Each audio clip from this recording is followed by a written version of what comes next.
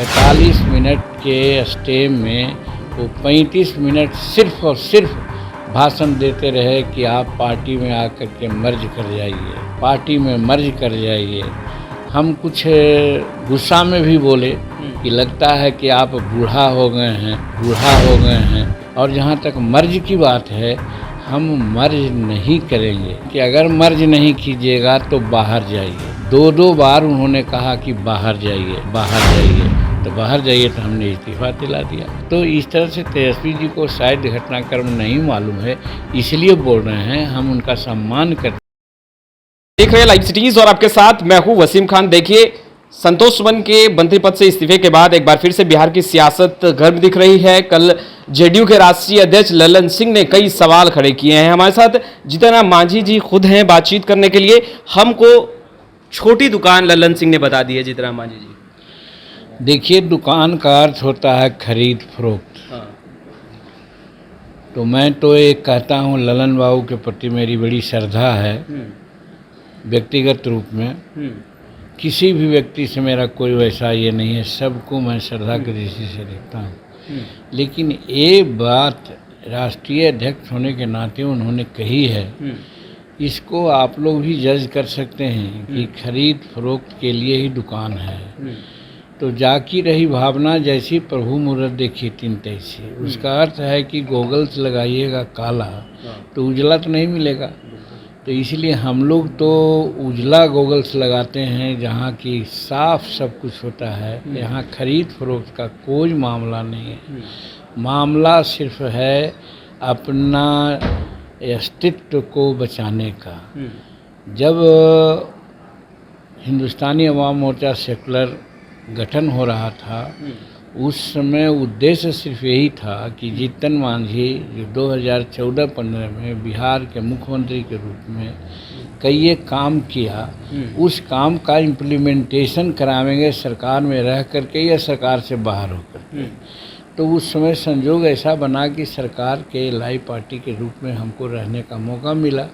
हम रहे, कोशिश किया, कल तक के कोशिश करें। आप लोग देखते होंगे कि चाहे असेंबली हो, चाहे आप लोगों का हो, सबसे अपनी बातें हम बोला करते थे कि चाहे शराब नीति का मामला हो, बालू नीति का मामला हो, लैंड सेटलमेंट भूमि सुधार का मामला हो, या अधिक व्यय का मामला हो, स्कूल का मामला हो, सब चीज़ में हम आई ओपनिंग का काम करते रहे, जो कि हमारे जो एजेंडा है उसमें वो शामिल है। अब हमारे लोग अब प्रश्न करने लगे जैसे ही असेंबली या पार्लियामेंट का इलेक्शन आने लगा, तो लोगों ने कहा कि आप तो सरकार में हैं, ये सब मुद्दा क्यों नहीं अब उठाते हैं या क्यों नहीं इम्प्लीमेंट कर रहे हैं। तो हमें जवाब देना बड़ा मुश्किल हो गया।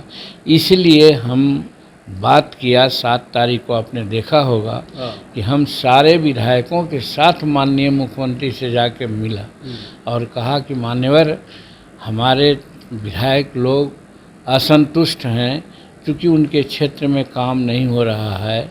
हम भी जो हमारे एजेंडा है वो सब काम नहीं हो रहा है, आखिर हम क्या जवाब दें।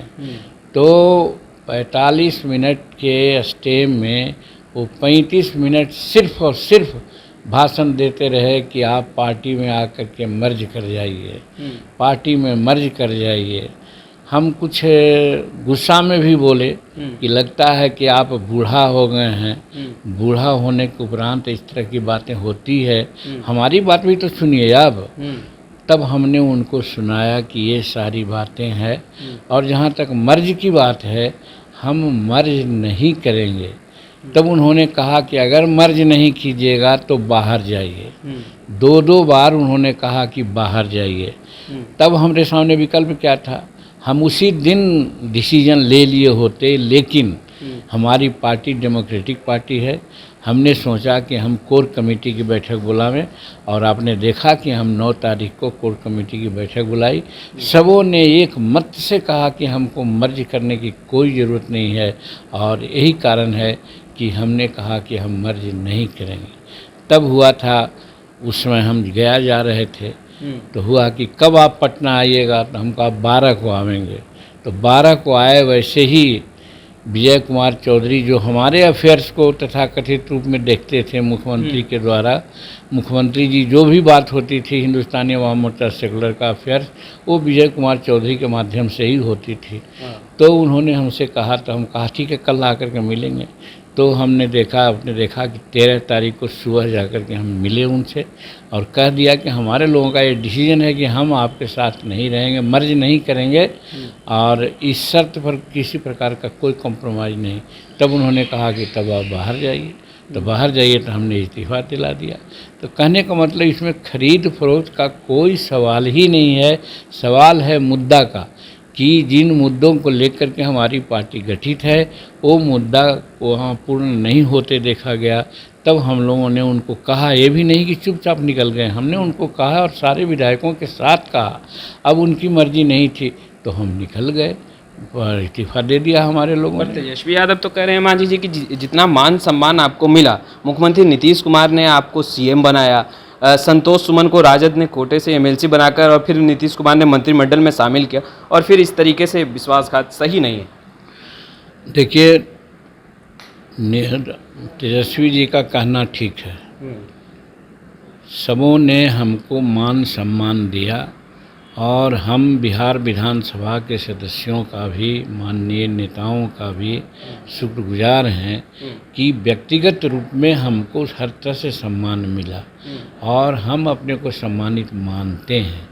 लेकिन जहाँ तक मुख्यमंत्री बनाने की बात है, शायद तेजस्वी जी को पता नहीं है कि अगर मुख्यमंत्री हमको बनाया गया इसलिए कि हम बहुत काबिल थे, इसलिए नहीं बनाया गया था। वो तो लोकसभा 2014 के चुनाव में बुरी तरह हार हुई और हार के बाद मांग उठने लगी कि साहब त्याग पत्र दीजिए, त्याग पत्र दीजिए। तो इस लाज के संवरण के लिए उन्होंने चुना कि हम किसी को मंत्री बनावें और वो मंत्री इस रूप में बनाया कि साहब एक साधारण आदमी, सीधा आदमी को बना दें जिससे जो भी काम करना चाहेंगे, करवाना चाहेंगे, करवा लेंगे। तब उन्होंने हमको मंत्री बनाया। लेकिन आपने देखा होगा, आप ही लोग कहने लगे 2 महीना में कि ये लोग रिमोट से चलते हैं, ये लोग रबर स्टैंप हैं। तब फिर हम अपना काम शुरू किया तो देखा कि किस रूप में व्यग्र होकर के हमको हटाने का काम किया और हटाया भी तो गैर कानूनी ढंग से। और अगर हम में महत्वाकांक्षी होती, सारी बात होती, तो 19 फरवरी को जो हम रिज़ाइन किया, हमारे पॉकेट में असेंबली डिसोल्यूशन का भी पेपर था।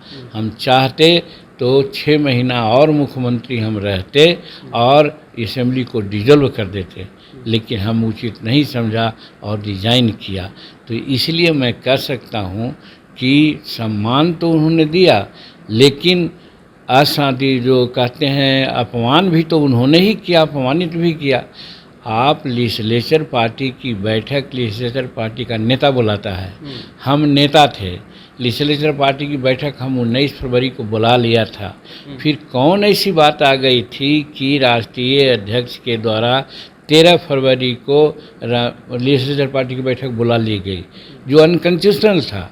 हम बैठक में कहा गया कि आप आइए, तो हम कहा कि ये तो अनकॉन्स्टिट्यूशनल बैठक है, हम 19 को बुलेवे किए हैं, 19 को आप आइए, लेकिन 13 को वो सब 12 न्यारा कर दिया। तो कहने का मेरा मतलब है कि इस तरह से उन्होंने अपमानित किया और हम पद से हमको त्याग पत्र देने को बाध्य किया गया। और हमारी भलेमानसी थी या महत्वाकांक्षी हमारी नहीं थी, इसीलिए हमने त्याग पत्र दिया, और नहीं तो असेंबली डिसॉल्व कर देते तो 6 महीना हम बने रहते मुख्यमंत्री।